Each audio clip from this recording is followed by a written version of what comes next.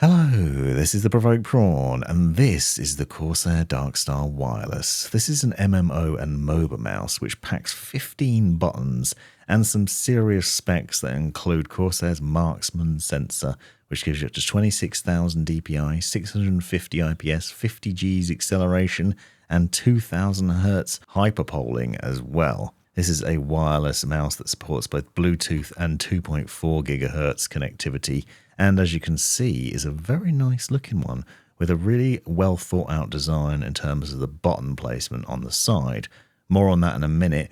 What I want to talk to you about for a second is one of the interesting highlights of the design. So I said it's got 15 programmable buttons. What it also has is tilt programming so that you can have gesture-based actions. You can see here, for example, I'm setting it up that if I tilt my mouse backwards, it does a right click on the mouse, which in Chivalry 2 is block, and you can basically set that up so that if you tilt the mouse back towards you, it automatically blocks. Now I'm going to go into more depth on the various settings that you can do in IQ, but this is an interesting highlight because it gives you the potential, if you've got a game where there's loads of different buttons that you need to program, you can customize the actions in there. I want to talk about gestures a bit later on, but here I'm going to show off a number of interesting highlights about it. Now this is a feature-packed mouse with absolutely loads of buttons, but what you'll see is a very well thought out, intelligent design there, where you've still got a nice bit for your thumb rest, so you don't have to rest your thumb on the buttons, but you've still got access to loads of buttons here. You'll see, for example, the two buttons behind the mouse wheel, those switch between the various different profiles. You can have up to 5 profiles programmed in IQ, or you can then have different settings for, and you can link these to specific games as well, so they'll launch depending on the game you're playing, or you can change them on the fly with those buttons. On the underside, you'll see some large PTFE areas and a button to switch between Bluetooth and 2.4 GHz. And then there's a little dock for the 2.4 GHz slipstream wireless dongle. Now that dongle is interesting because it gives you a nice solid connection to your PC, but it also gives you 2000 Hz polling rate, which is fairly unusual. Usually you only see about 1000 Hz polling rate on most wireless mice. So this is actually a very high-spec mouse with some nice highlights to it. Obviously, you can see we've got RGB lighting, but you also have various different controls and loads of customization options in here. You can see when you press the profile button to switch between the different profiles as standard, it changes the RGB lighting on top of the mouse and also highlights that indicator on the left. That indicator will also let you know the DPI levels that you're on. Those two buttons are next to the left mouse button. The main mouse button will switch up and down between DPI levels, and you can customize the DPI within IQ in 1 DPI level increments, so it's really customizable and tweakable in terms of what you can do with it. Now there's a lot of other hidden features to this mouse that make it interesting. It uses Corsair's quick strike buttons that I'll show off a bit later on, but these are basically spring loaded in a way that it basically gives you instant response when you click on it, which is pretty neat. And they're also optical switches too. It comes with a USB-C charging cable. Obviously that's how you charge it up, plug it and bounce in. And a note on the battery life. There is a claim that you can get up to 80 hours of battery life, but that is with Bluetooth and with the RGB lighting turned off. If you run it with Slipstream Wireless and the RGB on, you'll get around 20 hours instead, which obviously isn't as impressive. So the RGB does make quite a difference. You might want to consider turning it off or down perhaps. But you obviously have the flexibility to flick it over into Bluetooth mode if you want. This uses Bluetooth 4.2 and low energy, which is why you get more battery life out of it in Bluetooth mode than you do in 2.4 GHz. Though it is worth noting that you obviously won't have the same low latency connection that you will with Slipstream Wireless, so it's worth using that. But this does give you the flexibility to use it with multiple devices. You can see me using it here with my Steam Deck, for example. Connects really easily and pairs up with that in a matter of seconds. And then obviously you can flick it back into the wireless mode and go back to using your dongle as well. A quick note, if you do have problems with getting it to connect to your dongle out of the box, I found that I had to download the latest version of IQ, so if you do have problems where the mouse isn't recognized in wireless mode, you might need to uninstall and reinstall the latest version of IQ, because out of the box it wouldn't work that way. It would only work in wired mode, but you might not have this problem. I just think it's worth noting. But you can see it's responsive on Bluetooth as well as on 2.4 GHz, and I'll show you some gameplay from that later on. I don't play a lot of MOBA and MMO games, but I do really like having loads of different buttons because it gives you the options to just customize them, especially when you've got more complicated games with a lot of different button presses and actions on them. Now, the mouse itself is actually quite nice. It's got a nice ergonomic shape to it. Out of the box, it kind of reminds me of either a Logitech mouse or Razer Basilisk with its sort of pointy front design. There are so many different hidden things about it that might not be obvious just to look at it, though. You'll see, for example, you've got left and right click in the mouse wheel, and it has this nice sort of tire textured finish to it. You've got some nice satisfying click action from those quick strike buttons, and the optical switches obviously mean you get an instant actuation from that, reliable actuation, and it should also last longer.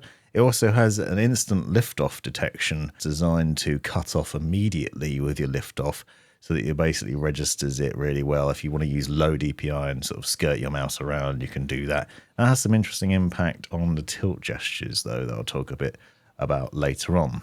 Now, I personally find this is quite a large mouse, and I think that's not a bad thing. It does sit quite tall off the desk, and it pushes into my palm nicely and gives a nice bit of comfort. I do wish it had a thumb rest, but I do really like the shape of it and the way they've laid out the buttons.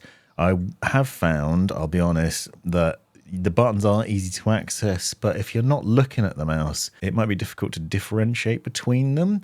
You can see that there is a nice gap between them, but it's actually quite hard to feel when in use. But you'll see there's a nice textured sort of area around there where your thumb just sits into. So you do have easy access. The back of your thumb obviously can easy access those rear buttons, and then you can just push up for the top ones. So those top ones just above the rubber textured section are usual sort of back and forward mouse buttons you'd see on a normal FPS mouse. And then the other ones can be programmed quite freely in iCUE into all sorts of different uses. And that is one of the highlights there. And you can see, if I just give you this shot of what it looks like sort of in the hand, you can see the fit of it in my hand and how you'd access those things with relative ease and comfort. Now, I will note that the RGB lighting isn't particularly fancy. I don't think I've seen much more impressive RGB. You can see here the glow from those two bits on the front, for example, barely lights up the desk. So don't get too excited about that. I think if you're into RGB, you'll probably be disappointed with that bit. It's quite a subtle glow. Obviously, the strip across the top is also mostly hidden by your hand when it's actually in use. And then you've just got the logo, which is also hidden as well. Now, the button action is pretty satisfying, and I do certainly like having easy access to all these different buttons. You've obviously got those DPI buttons within easy reach of the main switches, so if you want to switch DPI on the fly, you can do.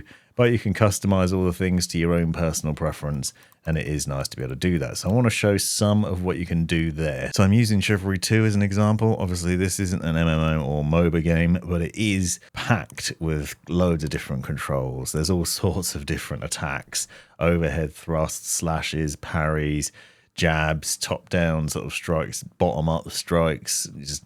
You can see the list of different key bindings on here, and it can be crazy to try and remember all these. So I thought it'd be fun to try and program some of them.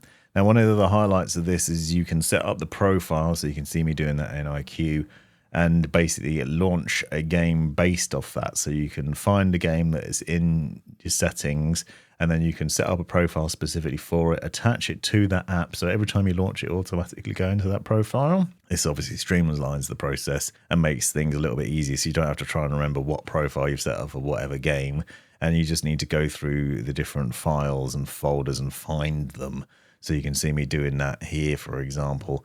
And if you want to do it with Epic Games, just as an example of how to do it, so you click on the game itself and then click to manage, and then you can see there's a little folder icon. So you can click on that, and then that'll open up the folder that you need. And obviously we just need to get the application there and then use that. And then when you launch the game, that will then launch the profile setting, and you can then use these options. So if you've got a game with loads of different button actions and you want to keep your hands sort of on the main movement keys, but also have access to be able to do various different things, as I showed earlier on, one of them might be block, but you can assign all sorts of actions in iCUE. And there's loads of customization in here, so you can just click a new assignment. You can see you've got keyboard options, mouse options, keystrokes, text. You can do media playback buttons. You can set up a macro. You can launch apps. You can do all sorts. So if you select a button, for example, I've done a few different ones here. I've got this side, back, side, front, these buttons in here. You just click on each of the buttons in the image or in the list of buttons, then click what you want to. So I'm going to use a keyboard button press for this, for example. I'm basically trying to match up the actions on the mouse to the things on the keyboard so that it basically does the same thing. So I can actually access them from either the keyboard or from the mouse. You can do more complicated things with macros, for example, but just having the ability to do that is really handy. So here we are in IQ. You'll notice that the Slipstream wireless receiver is separate from the mouse itself. Just remember that because, as I said, one of the problems I had, if you get this mouse, one of the issues I had was it wasn't working properly. It wasn't working with the receiver. So if you do have that issue, uninstall IQ, download the latest version. I'll leave a link to that in the description, and then install this one. And if you do find that it still can't use the wireless dongle, there's a USB wireless receiver pairing button here. I use that and then it works quite nicely. When you're in here, you'll also notice the Slipstream wireless polling rate is set to 2000. As I said earlier, that's higher than usual. That's usually 1000 Hertz on most gaming mice. You can also adjust the brightness of the RGB lighting in here, which you will want to do if you want to save battery. And you'll notice there are power saving modes and other things in here too. You can also change the lift heights, the lift off distance. I said there's an immediate cutoff. So if you're a serious esports gamer, for example, and you want to get into lifting your mouse and shooting it across a great speed across your mat and then putting it back down again and still having it track nicely, then you might want to try adjusting the distance in here. You've got low, medium, high and calibrated. So you can set up those different options in here. Now, one of the things of note is if you want to make sure that stuff's saved to the hardware level, you want to go into key assignments, hardware assignments in here, and adjust those. With all things IQ, the hardware level of things is when IQ is not running, so that's saved onto the mouse for defaults. So worth checking out there. So in the gestures section, this is all about the tilt gestures, and you'll see that you have got left tilt, right tilt, forward tilt, and back tilt. So I showed back tilt at the beginning of the video. You can see if we turn it on, it shows all tilts in real time. You can see what happens when you lift the mouse in different directions. And you can see it can be multiple action because I can tilt here where it's going backwards and right at the same time. You can also adjust the degree of tilt required to carry out the action. I think it will be worth playing around with these because as I'll show in a second, I did find them a bit hit and miss with that back tilt one, for example. Sometimes it worked and sometimes it didn't. I tried another one where I was tilting to the right and that would be an attack. So it just did a left press on my mouse button. But it was quite unreliable. I wouldn't recommend using it in a fast-paced game. If you've got a more relaxed game that isn't quite as intense, then it might not be a problem. But I did find it was a bit hit and miss, but it is going to vary, probably depending on the angle of tilt. If you see, you tilt it right over there, 80-degree angle, obviously you can sort of adjust where it's going to actuate. So it's pretty interesting what you can do with the calibration there. Another thing you will notice if you go into the DPI levels is we have these stages. So there are 5 stages set as default. Obviously, if you cycle through them with the DPI up and down buttons on the left-hand side of the mouse, you'll see these are the sort of default ones. 400 is the minimum basic level, but you can go down to 100 and all the way up to 26,000, which should obviously be nuts. But there is also a sniper button that is not assigned as default. So if you want that sort of sniper mode, then you can assign a button to do that within the key assignments, which is basically where you press and hold and then you drop into a specific DPI level. Obviously, I want to put this mouse to use in various different games, and Chivalry 2 seemed like the most logical one just because there's so many different maneuvers you can pull off with it. I showed already some of the gesture controls that I was using.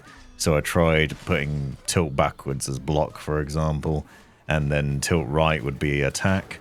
But what I found was the gesture controls were a bit unreliable and not that responsive. However, having access to 15 buttons does give you a lot of customization options, and I did feel like I was smashing up a lot of baddies. Although these are largely bots, but still, I was doing pretty well with it. And it obviously gives you customization to flick between different games, different profiles, different settings as well. So you can basically set whatever you want. And if you've got a game like this that has a lot of complicated settings, then you can put them onto the mouse. However, maybe 15 buttons is a bit overkill. I personally would struggle to remember that many buttons. But if you've got a better memory than I have, or a muscle memory, then maybe you'll get on well with it. The other thing I found is that it does pretty well in first-person games as well. So although it's not a super lightweight mouse, it's around 96 grams or something like that. It isn't particularly heavy, and it is agile enough to be able to flick around quite nicely. So I've got some pretty good shots in Battle Bit that I was quite happy with, and I have thoroughly enjoyed using the mouse. Stick around now to hear a sound test of those optical switches and the other buttons, and let me know in comments what you think.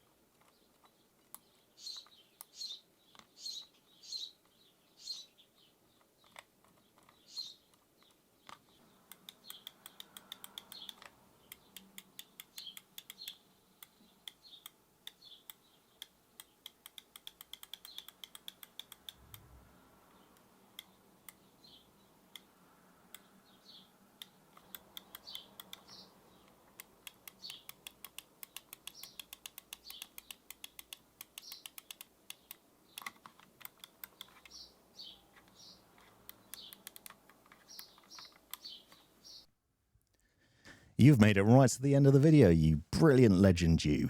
If you've enjoyed it, click that subscribe button, give me a thumbs up, and drop me a comment down below if you've got any questions. If you really enjoyed it, consider joining the channel and see the benefits of doing so. Check out these other videos, you might well find them interesting or useful, and most importantly, have a great life.